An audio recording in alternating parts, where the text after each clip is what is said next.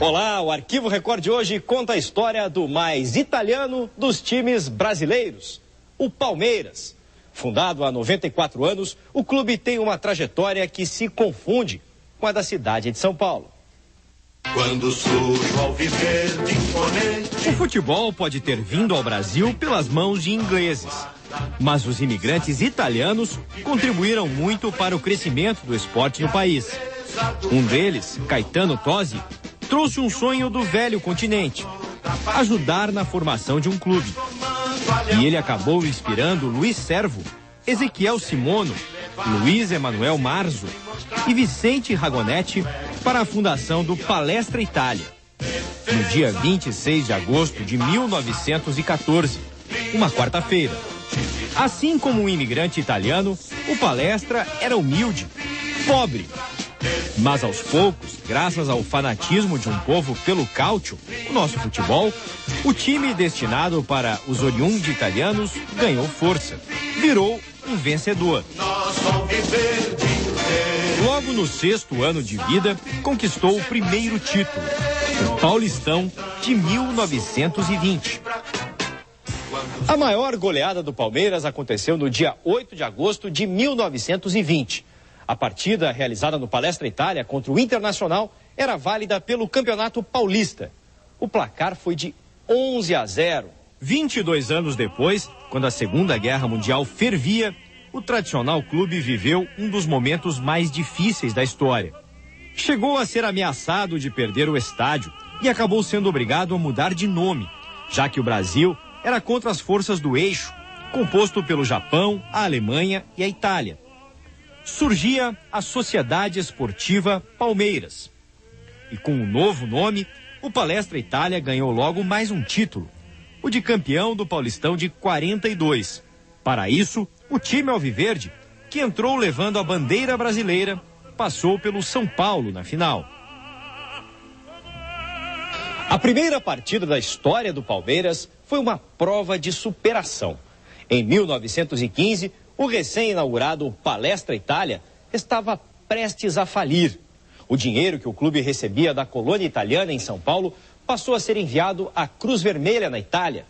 O país passava pela Primeira Guerra Mundial. Foi quando surgiu a ideia de uma partida de futebol. O jogo seria uma forma de mostrar aos italianos que viviam no Brasil que investir no clube valia a pena. Mas para isso, era preciso uma vitória. E o Palmeiras conseguiu. Venceu a equipe do Savoia em Votorantim, no interior paulista, por 2-0 e ganhou seu primeiro troféu. Falar de todas as conquistas do clube nos mais de 90 anos de história é impossível. Mas algumas foram muito marcantes, como a Copa Rio de 51, um mundial realizado no Rio de Janeiro.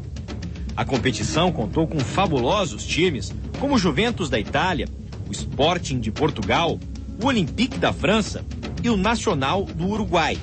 Na final, o Palmeiras empatou com o time italiano em 2-2 e ficou com a taça.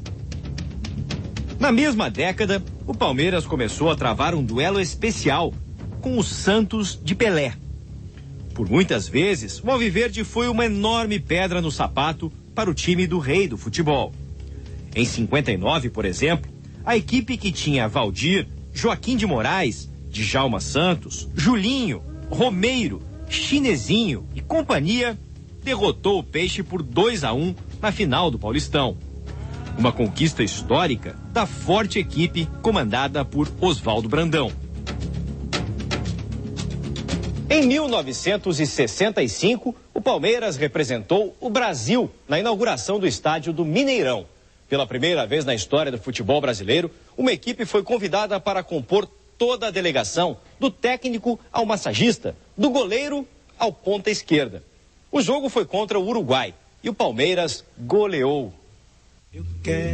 O time inteiro do Verdão vestiu a camisa da seleção brasileira. O placar foi de 3-0 para o Brasil, com gols de Rinaldo, Tupazinho e Germano. E o Palmeiras ganhou o justo apelido de Academia. Nos anos 70, o Palmeiras continuava dando aula de futebol. Bicampeonato brasileiro em 72 e 73, provou a força do time, que tinha Leão, Ademir da Guia e Luiz Pereira. Mas faltava uma vitória especial sobre o arquirrival Corinthians, que aconteceu em 74, na final do Paulistão. O gol de Ronaldo, narrado por Fiore Gigliotti, molhou as arquibancadas do Morumbi com as lágrimas dos corintianos, que estavam sedentos por um título. Pela ponta, atenção, vai levantar, balão subindo, descendo, entrou, Leivinha, bola para Ronaldo, chutou, gol!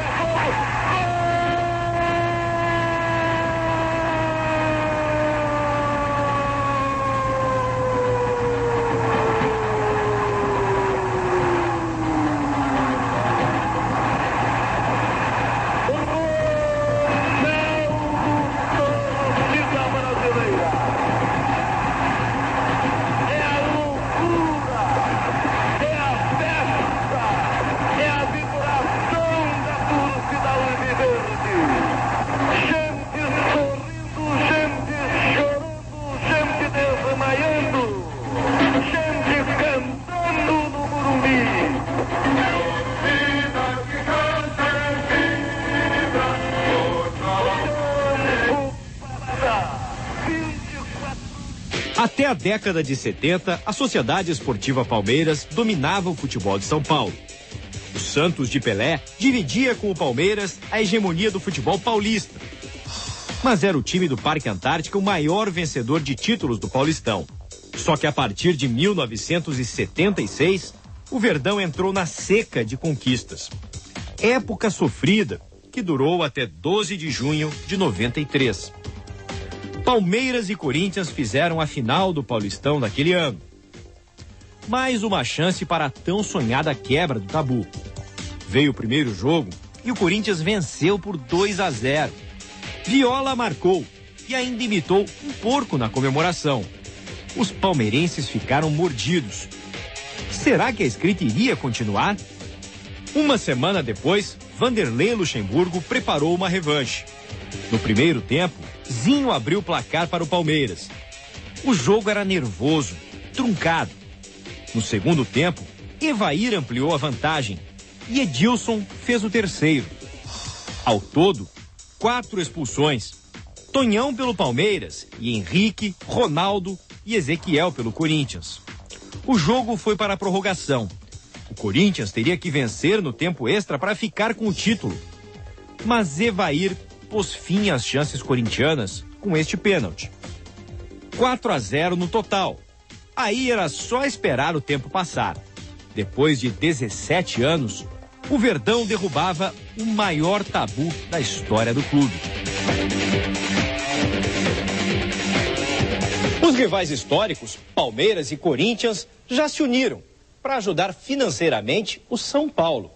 Em 1938, quando o Palmeiras ainda era chamado de Palestra Itália, os dois times fizeram um jogo com o objetivo de arrecadar fundos para o time do Morumbi, que afundava em dívidas.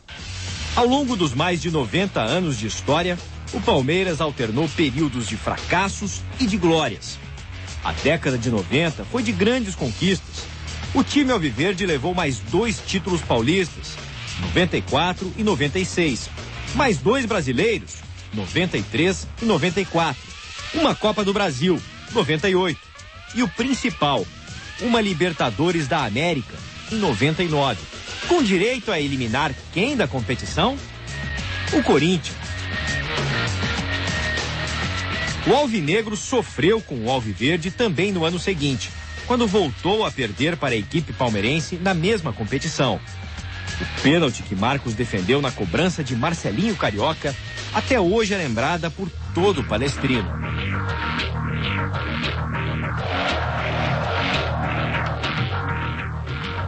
Nem mesmo a queda para a segunda divisão tirou a empolgação da Nação Verde, que deu um espetáculo à parte ao incentivar o time na conquista da Série B.